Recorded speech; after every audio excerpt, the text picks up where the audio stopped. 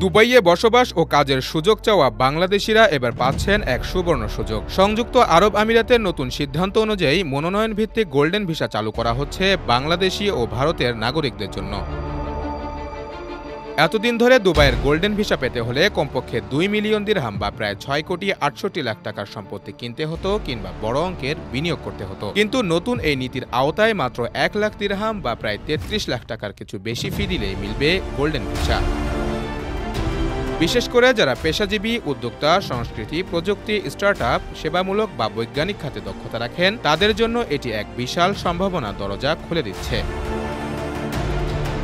রায়াত group নামের একটি পরামর্শক প্রতিষ্ঠান এই নতুন প্রক্রিয়ার বাস্তবায়নে কাজ করছে। প্রতিষ্ঠানটির ব্যবস্থাপনা পরিচালক রায়াত কামাল আইয়ুব এটিকে বাংলাদেশি ও ভারতীয়দের জন্য সুবর্ণ সুযোগ বলে অভিহিত করেছেন। গোল্ডেন ভিসার জন্য আবেদন করতে হলে প্রার্থীর অতীত ইতিহাস, সামাজিক যোগাযোগ মাধ্যম ব্যবহার এবং আর্থিক পটভূমি খতিয়ে দেখা হবে। কোনো রকম অপরাধমূলক ইতিহাস থাকলে ভিসা পাওয়া কঠিন হবে।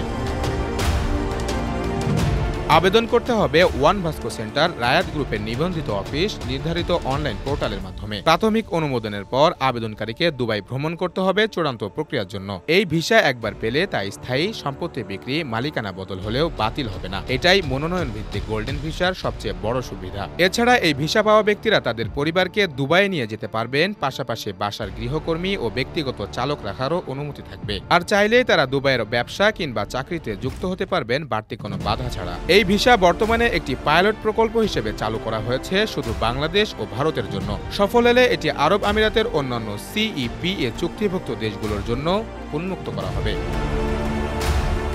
বিশেষজ্ঞরা বলছেন, এই উদ্যোগের ফলে শুধু মধ্যপ্রাচ্যে অভিবাসনের পথই সহজ হচ্ছে না, বরং দক্ষ বাংলাদেশিদের জন্য আন্তর্জাতিক শ্রম বাজারে এক নতুন দিগন্ত উন্মোচিত হচ্ছে।